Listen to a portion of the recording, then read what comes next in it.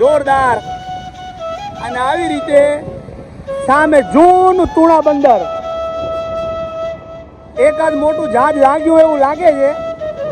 અને સામે એક જહાજ ઊભું છે. મેં તમને કીધું પેલા નાનું, ખબર નહીં લોકો જહાજ સામે મોટું જહાજ લાગે તો ચેકિંગ કરવા જતું હોય છે, એવું મને આવો અંદાજ છે.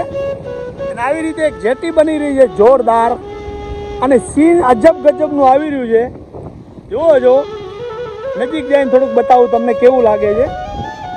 ઉતરા એવું નથી, કાઠું છે, પણ આવું કઈ લાગી રહ્યો છે. દરિયો હિલોળા મારી રહ્યો છે.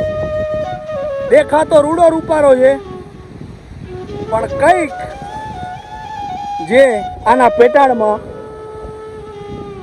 જેને કહેવાય ભાઈ કે કંઈક માછીમારો, કંઈક સાગર ખેડૂ આ દરિયાની અંદર સમાઈ ગયા છે.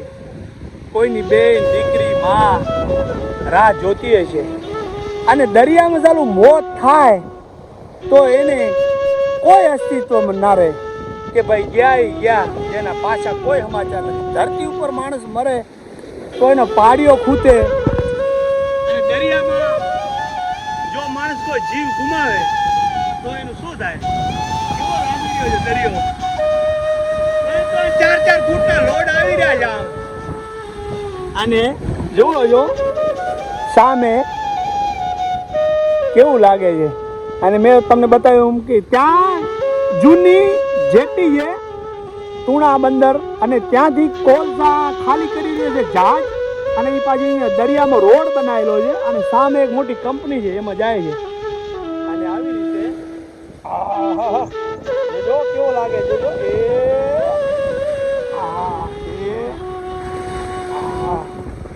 બધા કાળા પથ્થર નાખી અને અહીંયા નવી જેટી બની રહી છે. ને ચારે બાજુ આવો લાગી રહ્યો છે કાંઈ દરિયા કિનારો. સામે જહાજ ઊભું છે, એની સામે આવું નાનું જહાજ ઊભું છે. ભગવાન જાણે ઈ ક્યાં અહીંયા ખાલી થવાનું એવું અંદાજ લાગે છે. તો હવે આપણે દરિયાદેવને પ્રણામ કરી અને આગળ શું છે કાંઈ સારું હશે તો તમને બતાવશું. પછી જય હિન્દ.